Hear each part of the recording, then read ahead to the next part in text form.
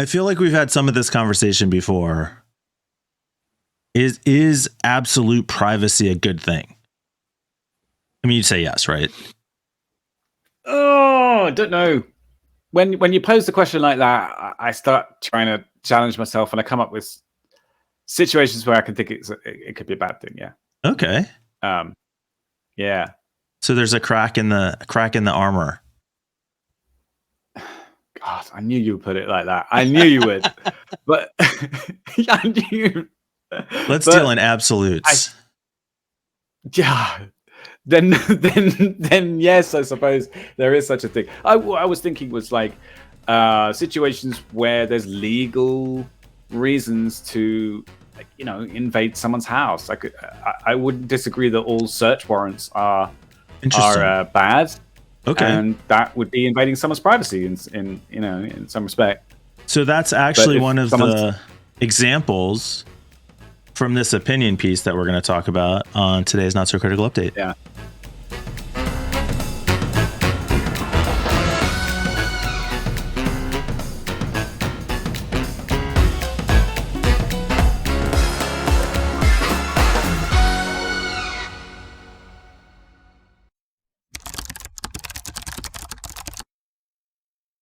So we know your opinion, Mike. We know that you're like, yeah, fuck it. Let's give the government backdoors into all our machines. It's all, none of it's private anyway.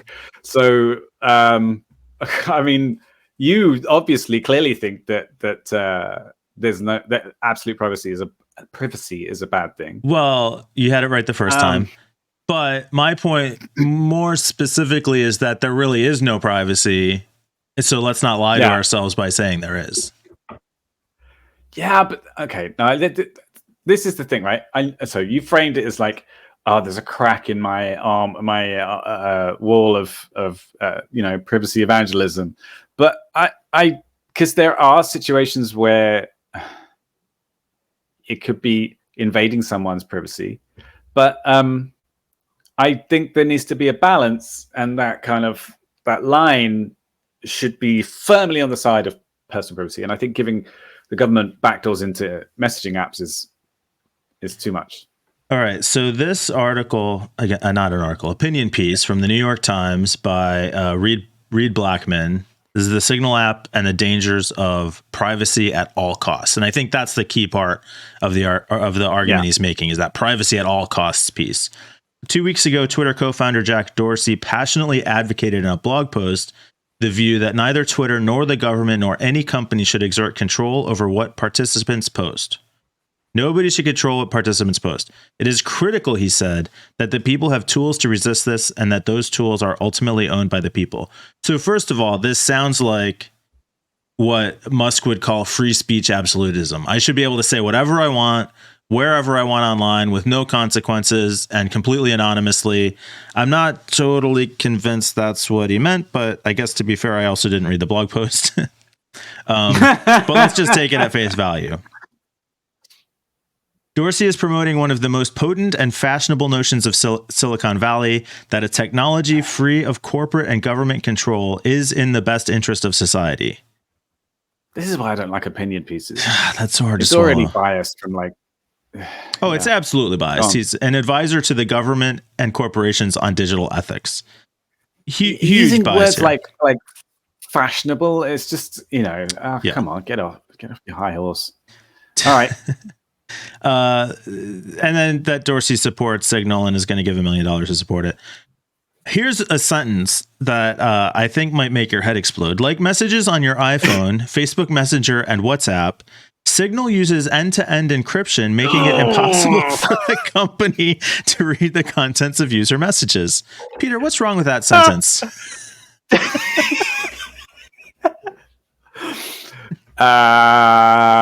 Well, Reid, I don't think the Signal's end-to-end encryption is quite the same as Facebook Messenger.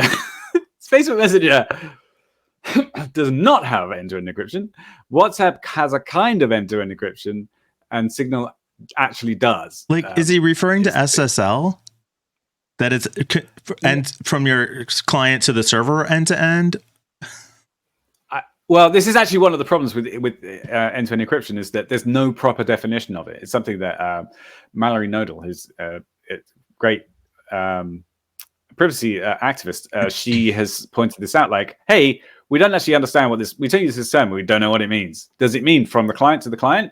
Does it mean from the server to the client and the other side? There's different variations of it. Anyway, sorry. Is it encrypted in storage? Does it exist on a server, or does it just exist on the client? Which I think is one of the advantages of Signal. We've talked about Signal several times. If you're going to use a private messaging app, Signal is the one to use, right? And he acknowledges that Signal also doesn't collect metadata about the users, including who you talk to, when you talk to them, like a lot of benefits to using Signal, which is Reid's core problem with this. The company Signal is founded on the belief that it needs to combat what it calls state corporate surveillance. And we've talked about the difference between corporate surveillance and state surveillance, and whether there is a distinction, is one better than the other, or one's worse, so there's definitely issues there. Surveillance of our online activities in defense of an uncompromisable value, individual privacy. So this is the absolute. Is there an exception to individual privacy, or is that the above all else the most important thing? Distrustful of government and large corporations and apparently persuaded that they are irredeemable, technologists look for workarounds. Yeah. So I don't know. I think the thing is that we can't trust governments, and that's fairly uncontroversial. Even though we should be able to trust them, we can't. And they've just proven that time and time again. And that means that giving them a way to read our messages isn't a good thing. Yeah, agree. I mean, there's no, but that's going to come up again because this ends up being kind of central to his thesis, which you already kind of alluded to with the idea of. No, I'm not trying to cut you off. I think this is the discussion. No. I'm interested to hear. And he acknowledges that this level of privacy can be beneficial on a number of fronts. For instance, as you and John frequently point out, Signal is used by journalists to communicate with confidential sources.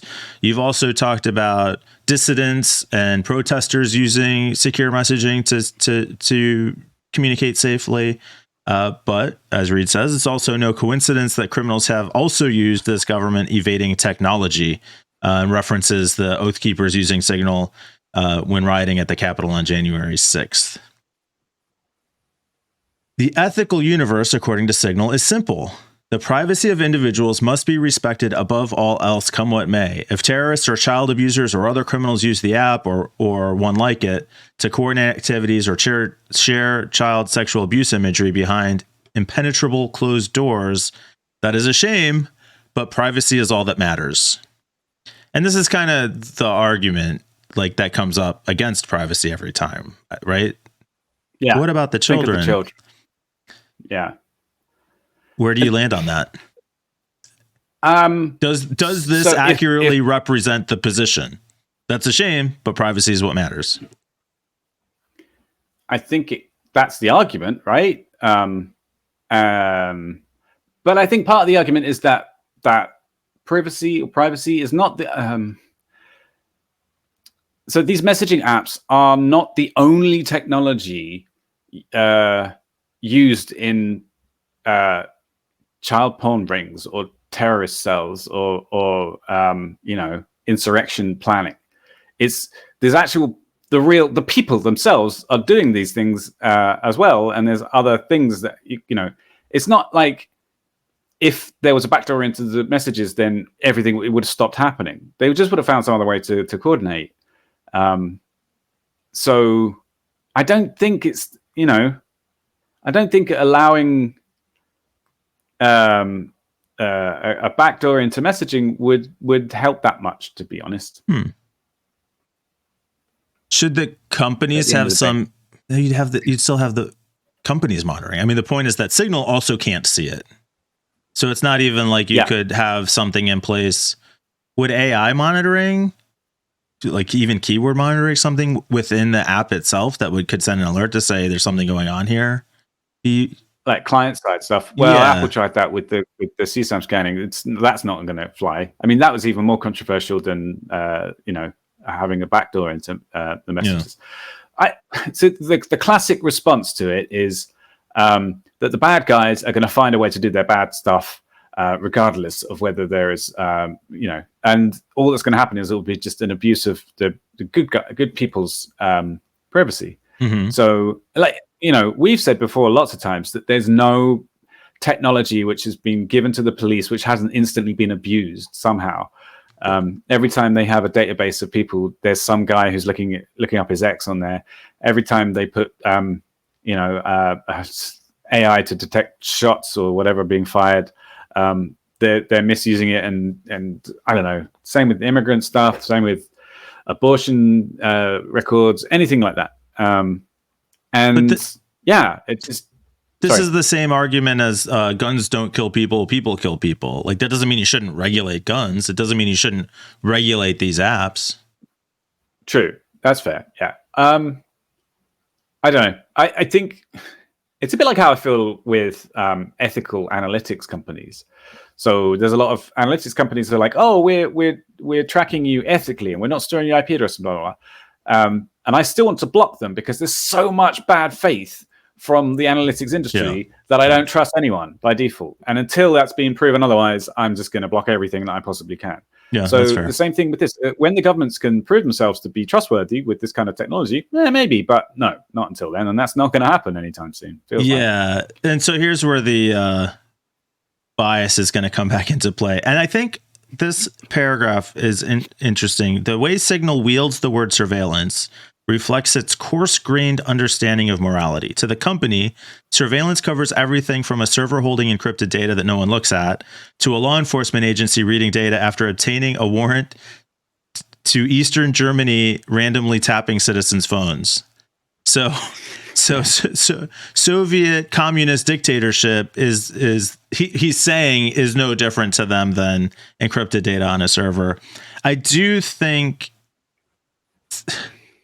So the idea of morality and privacy is complicated, right? Or technology in general. Yeah. So I've been thinking about this. AI has been huge in the news lately with ChatGPT and the AI art generation software, now the 3D art generation, music generation. And one of the conversations I saw about ChatGPT had to do with the way it was censored. It can't return certain kinds of results. It can't tell you how to commit violence. It can't return sexual content. It can't return certain kinds of content.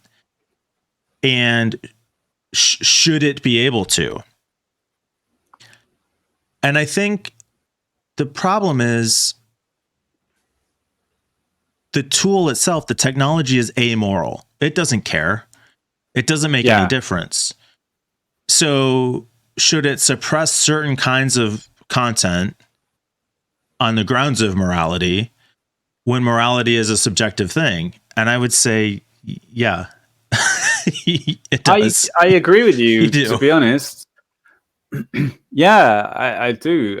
One of the things that I tested with the image generation thing was how easy you can create porn. And you could with a few tricks pretty easily get it to create some fairly disturbing stuff because they hadn't sent, because the way that they try and prevent access to this thing is quite is immature. So the filtering, the blocking mechanisms, ironically, is nowhere near as advanced as the actual technology itself. So they just do it on like keyword blocking, basically. And when I reported something to one of the Stable Diffusion guys, they were like, "Oh, we'll add those words to our block list." Well, okay, that doesn't seem to solve the actual problem. Yeah. So, but I do think that there should be some limits put in place. But when it comes to privacy, I don't know. I don't know. But here's the thing. Sorry, have you got more to get through? A little bit, but go ahead. Well, I said this before as well. I think that this kind of issue is probably best left to people smarter than me. And fortunately, some people have already figured it out in the UN Declaration of Human Rights. And, Article 8, the right to privacy, exists. And some very smart people have already said that this is what we think. And a lot of entire countries have agreed to abide by those rules. And I think that's what should be the basis of things like that, you know?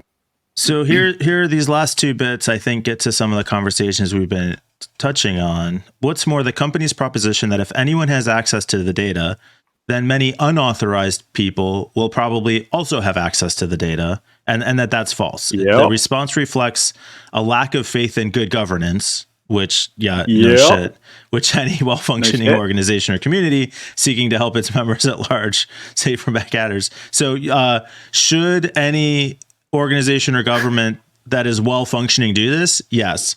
Are there well-functioning governments and organizations? Very few and far between. No.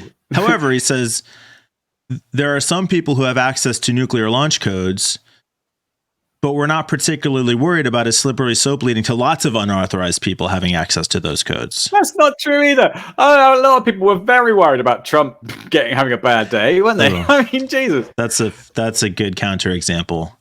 That is an excellent counterexample. It's not that you need it's not that you need lots of unauthorized people having access to those codes. It's the maniacs that legitimately do have access to the codes. Okay. Yeah. Okay. Not sure how to combat that, but all right, I hear you. Do you need to combat that? I mean, well, so the codes need to exist. Somebody has to have them. Yeah, there needs to be a certain level of trust at some point. There's always going to be a weak link somewhere. Yeah, but, yeah, that is a totally fair point, though.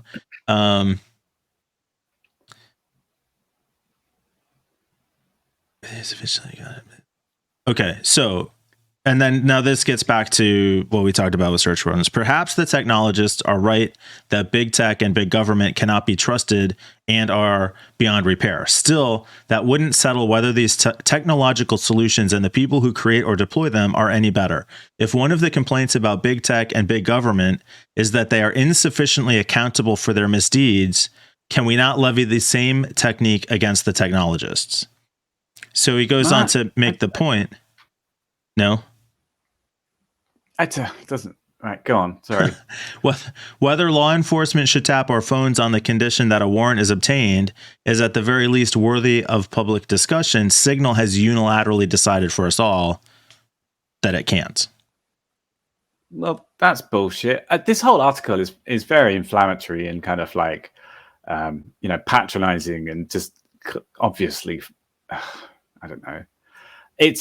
I suppose it's one of those things which is written to piss off the people who disagree with you, to get them to rant back, and to get the people who already agree with you to be like, yeah. It's sort of like, okay, all right, buddy, yeah, fine. So so go back to the beginning about absolute privacy. You said if the government needs to execute a legal search warrant on a home, they should be able to invade the privacy of that homeowner to execute that search warrant. How is that different than messages on Signal? Well, the backdoor into a messaging network would be something that would be much more open to abuse than obtaining a warrant. At least it's to my knowledge, anyway. In principle, there's an established framework. Yeah, exactly, right. There's an established framework for getting a warrant and actually, invading someone's house. And I'm going to say this, but I'm not sure if it's 100% true. And it works fairly well. Yeah, I'm not sure about that. We hope.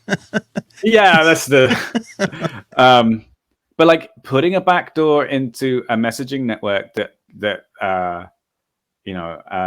police have access to is just going to get abused from day one, and building that technology into that hole into the technology is it's just inviting abuse, I think. Yeah.